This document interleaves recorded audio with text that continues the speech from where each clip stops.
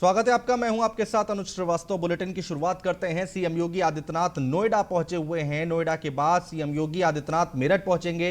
मेरठ में सीएम योगी प्रतिनिधियों और अधिकारियों के साथ बैठक करेंगे। सीएम के दौरे से पहले की तैयारियों का जायजा लिया हमारे संवाददाता अतुल शर्मा ने। और उससे पहले तस्वीरें दिखाते हैं मुख्यमंत्री योगी आदित्यनाथ की। ये सीधी तस्वीरें हैं।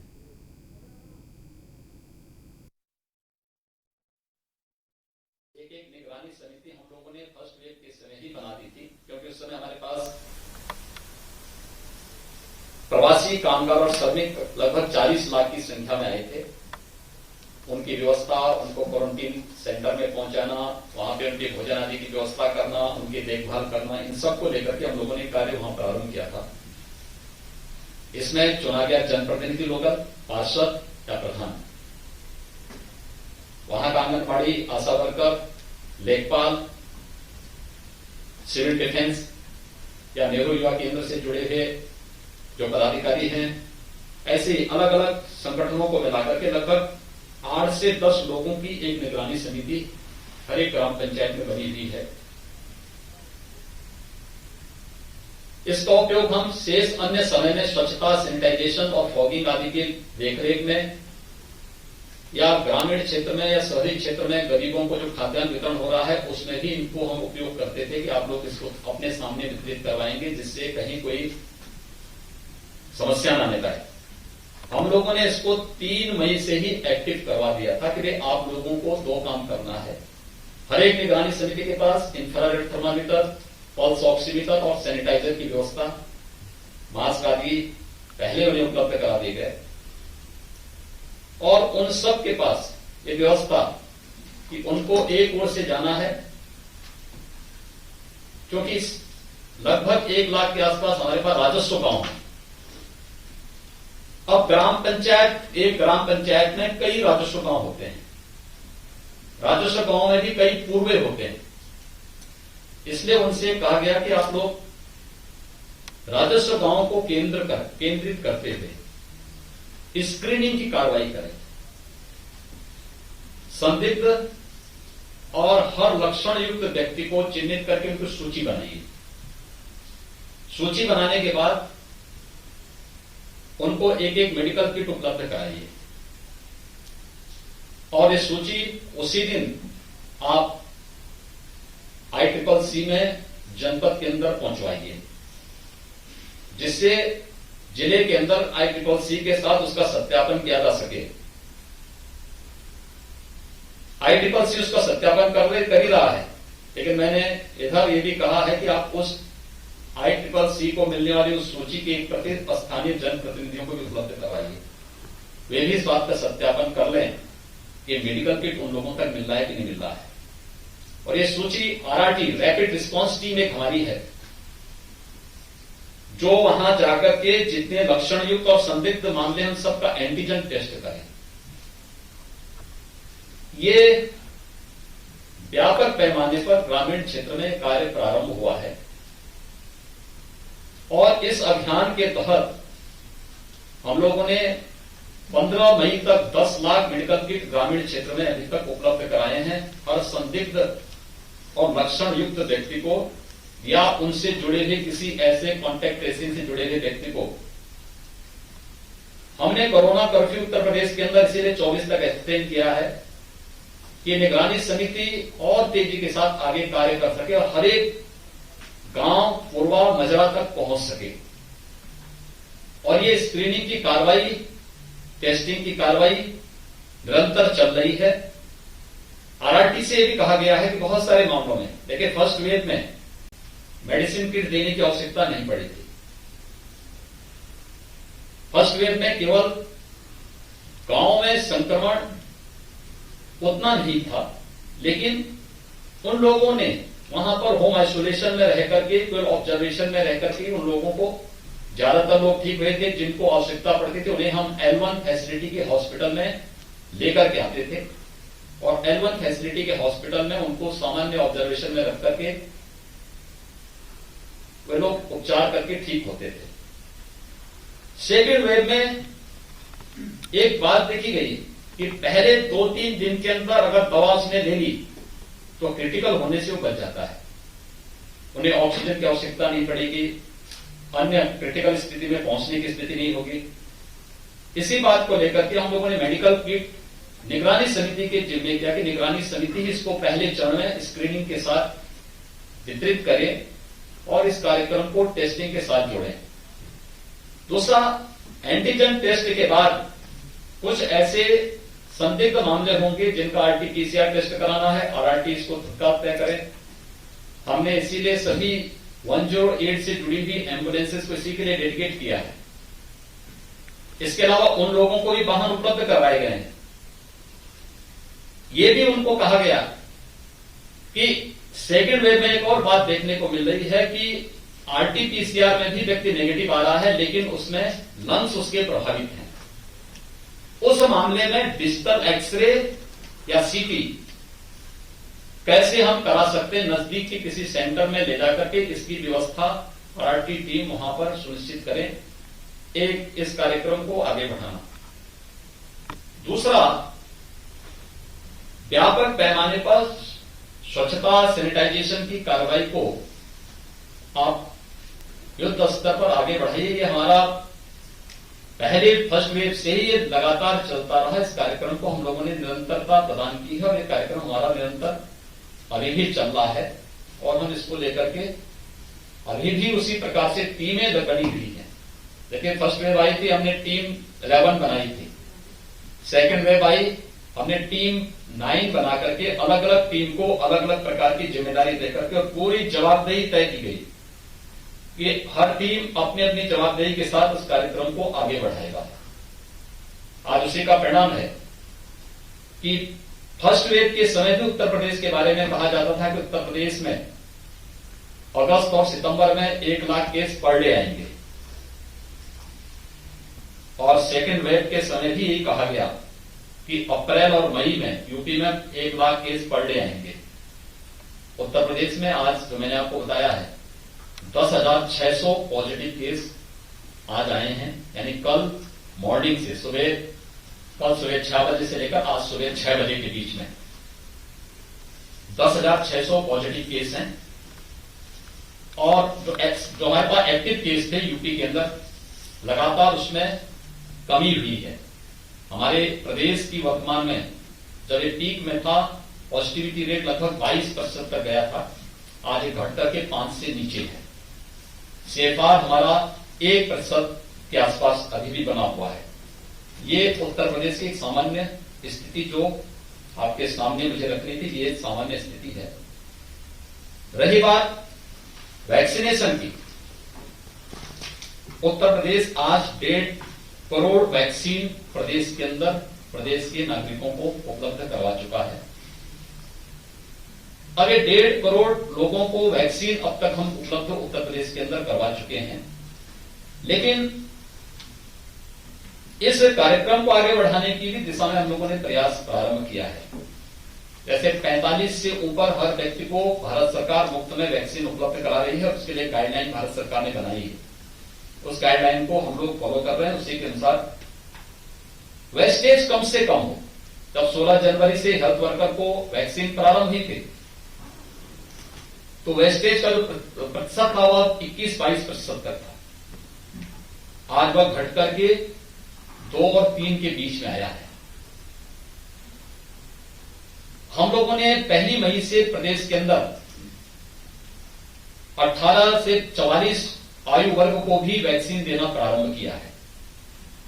हम लोगों ने पहले चरण में उन 9 जनपदों को लिया था जहां पर पॉजिटिविटी रेट सर्वाधिक थी और जहां पे ज्यादा एक्टिव केस थे। फिर उसके दायरे को बढ़ाया गया। हम लोग कल से 23 ऐसे जनपदों में वैक्सीन 18 से 44 के बीच में वैक्सीन देने की कार्रवाई प्रारंभ करने जा रहे हैं।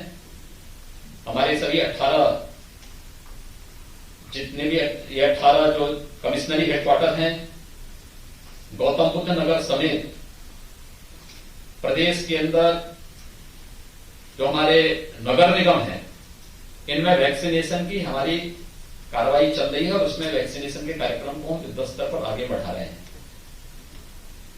हमने ग्लोबल टेंडर भी वैक्सीन के लिए जारी किया है।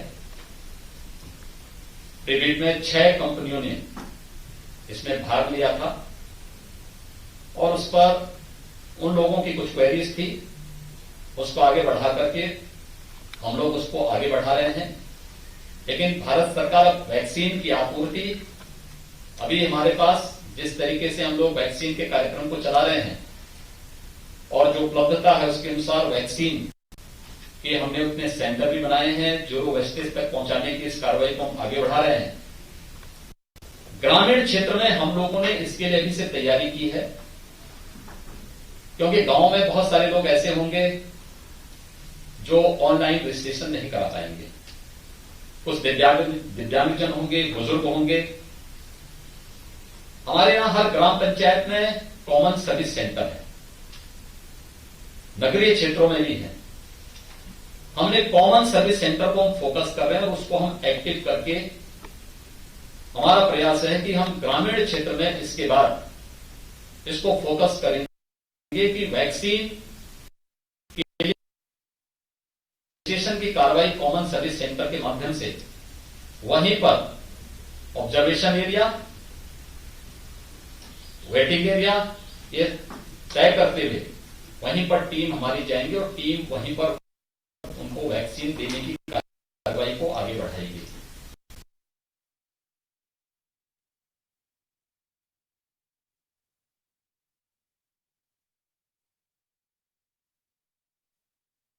बैठक कर रहे हैं स्वाभाविक रूप से निकलेगी।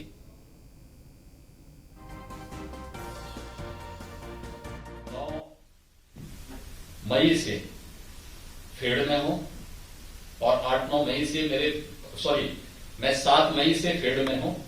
मैं मुरादाबाद के ही गांव में गया था, बरेली में भी गांव में गया था, वाराणसी में भी गया था, गोरखपुर में भी गया था, अलीगढ़, मथुरा, आगरा और जिन 5 जनपदों का आज और कल मेरा दौरा है, यहां पर भी ग्रामीण क्षेत्र का भी मैं भ्रमण करने वाला हूं, देख रहा हूं। ये सच है कि इसमें अवेयरनेस की आवश्यकता है और लोग ग्रामीण क्षेत्र में इसके बारे में खूब अवेयर भी हैं, जागरूक हैं। हाँ, टेस्ट के बारे में जो एक बात कही गई कि टेस्ट कराने से लोग परहेज कर रहे हैं, लेकिन जब आरआरटी की टीम वहां जाएगी, वहां उनके पास जा रही है, लोग टेस्ट करवा रहे हैं। ये पहली व्यवस्था हमने पीएससी और सीएससी में दी थी, तो हमने कहा नहीं, पीएससी सीएससी में कोई नहीं आएगा, क्योंकि कोई पीएससी किसी के लिए 1 किलोमीटर पर है, किसी के लिए 10 किलोमीटर भी है। और इस समय जो माहौल उनके सामने होगा, उनको देखते हुए उनको वहां बुलाना नहीं, भीड़ नहीं होना चाहिए, बल्कि हमारी टीम उन तक पहुंचे। इसलिए हमने रैपिड रिस्पांस टीम गठित की है। लगभग 8000 के आसपास ये रैपिड रिस्पांस टीम अपने साधन से वहां जाती है, उनका सैंपल लेकर के, और एंटीजन टेस्ट में 15 मिनट के अंदर रिपोर्ट सामने आ जाती है। तो ये सारी चीजें वहां पर देने का कार्य युद्ध स्तर पर इसको आगे करने का कार्य किया जा रहा है और लोग वहां पे करा भी रहे हैं। हम लोगों ने इस अभियान में जो ऐसे लक्षण युक्त और संदिग्ध मामले अब तक हमें 15 मई तक मिले थे, लगभग 3 लाख से ऊपर थे, तो इन लोगों का सबका टेस्ट भी कराया है ग्रामीण क्षेत्र में। और इनका टेस्ट कराने के साथ इन लोगों को, सभी लोगों को मेडिकल किट भी वहां पर उससे पहले ही निगरानी समिति उपलब्ध करवा चुकी थी।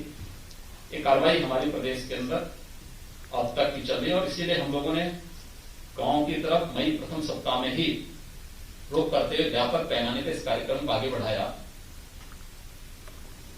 हमने 3rd वेव की भी तैयारी की है और ये की है क्योंकि उत्तर प्रदेश तो पहले से ही हमारे 38 जनपद ऐसे हैं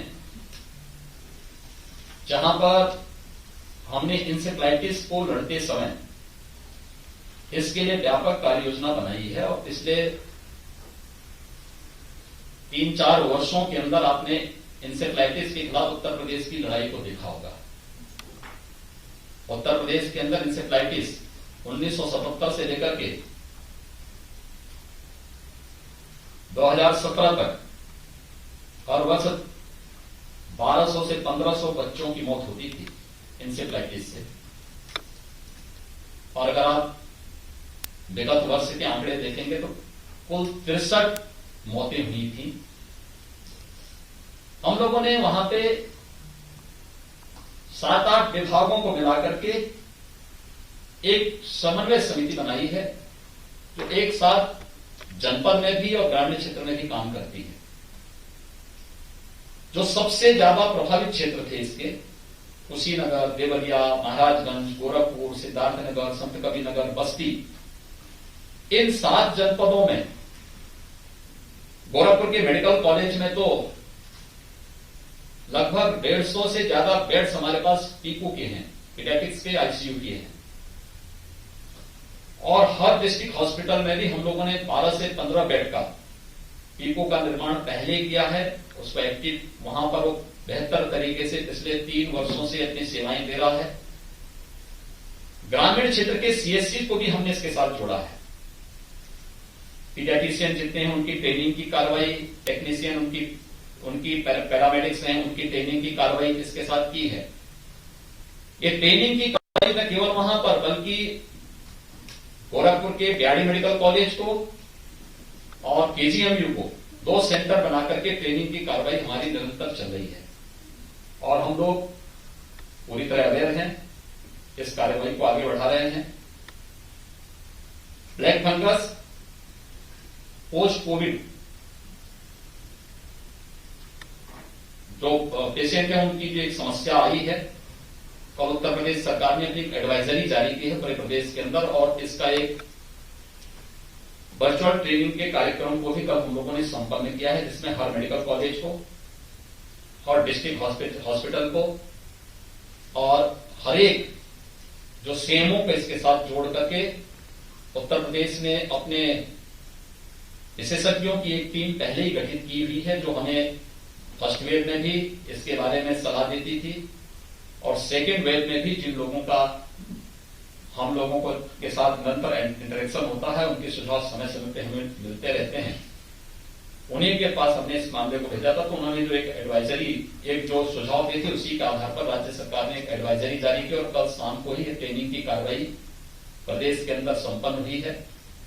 इसके मुफ्त में उपचार की व्यवस्था की कार्रवाई हम लोगों ने प्रारंभ करने की कार्रवाई प्रारंभ की है और इन सभी स्थितियों के बारे में निरंतर हर एक जनपद के संपर्क में हम लोग हैं और इस कार्यक्रम को भी हम लोग आगे बढ़ाने का कार्य कर रहे हैं।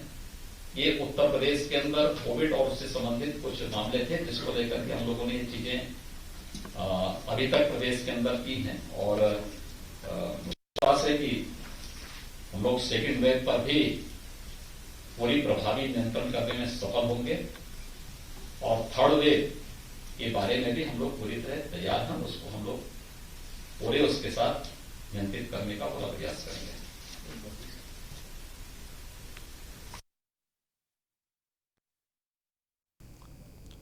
तो गांवों में स्क्रीनिंग पर जोर दिया जाए, ये मुख्यमंत्री की तरफ से कहा गया है। क्या कुछ कहा गया है वो हम आपको बता रहे हैं। मजदूरों तक भोजन पहुंचाया जाए, संदिग्ध लक्षण युक्त व्यक्ति की लिस्ट बनाएं, ये मुख्यमंत्री की तरफ से कहा गया है। तो बड़ी खबर है, मुख्यमंत्री आज नोएडा पहुंचे हुए हैं और इसके बाद वो मेरठ निकलेंगे और मेरठ के बाद गाजियाबाद। तो 3 जिलों पर में आज मुख्यमंत्री योगी आदित्यनाथ आज दौरे पर हैं और कोविड को लेकर बातचीत कर रहे हैं, निरीक्षण कर रहे हैं।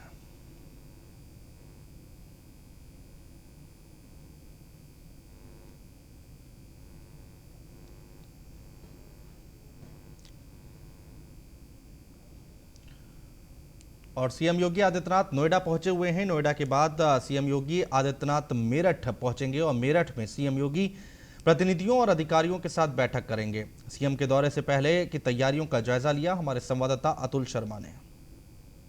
मेरठ में लगातार बढ़ रहे कोरोना के मामले और कोरोना संक्रमण से होने वाली मौत को लेकर शासन बेहद गंभीर है और उसी को लेकर उत्तर प्रदेश के मुख्यमंत्री योगी आदित्यनाथ मेरठ के दौरे पर पहुंच रहे हैं। कोविड कमांड सेंटर जिलाधिकारी कार्यालय में बनाया गया है, जहां पर वो सबसे पहले मेरठ पुलिस लाइन हेलीपैड पर उतरेंगे और उसके बाद इसी कोविड कमांड सेंटर का निरीक्षण करेंगे। बता दें कि ये जिलाधिकारी का ऑफिस है जिसको कोविड कमांड सेंटर के रूप में तब्दील कर दिया गया है। यहाँ पर लगातार स्वास्थ्य विभाग की टीम 24/7 यहाँ से फ़ोन कॉल कर रही है और ख़ासतौर से जो होम आइसोलेट में मरीज अपना इलाज कर रहे हैं उनको यहां से तमाम जानकारियां दी जा रही हैं। मुख्यमंत्री योगी आदित्यनाथ मेरठ पहुंचने के बाद सीधा कोविड कमांड सेंटर पहुंचेंगे और यहां पर कितने फ़ोन कॉल्स आ रहे हैं, कितने होम आइसोलेशन में मरीज हैं, उन्हें क्या क्या ट्रीटमेंट दिया जा रहा है और स्वास्थ्य विभाग की ओर से जो होम आइसोलेट में अपना इलाज करा रहे हैं मरीज उनको क्या क्या दवाइयाँ दी जा रही हैं, किस तरह का रेस्पॉन्स है, इन तमाम चीज़ों की जानकारियाँ लेंगे, उस पर पूरा अपडेट लेंगे। मेरठ में लगातार बढ़ और लखनऊ से एक बड़ी खबर आ रही है। सिकंदराबाद गोरखपुर स्पेशल ट्रेन में विवाद हुआ है। बोगी D3 में यात्रियों और टीटी में विवाद हुआ है। टिकट को लेकर टीटी नारायण सिंह से विवाद हुआ है। टीटी जय नारायण पर लगे हैं गंभीर आरोप। यात्री को ट्रेन से बाहर फेंकने का आरोप है। चलती गाड़ी से गिरने से यात्री की मौत हुई है। बोगी में सवार लोगों ने 112 को सूचना दी है। यात्रियों ने आरोपी टीटी को जमकर पीटा है। टीटी को चारबाग जीआरपी को सौंपा गया है। धारा 304 में मुकदमा दर्ज कर जांच में जुटी है जीआरपी।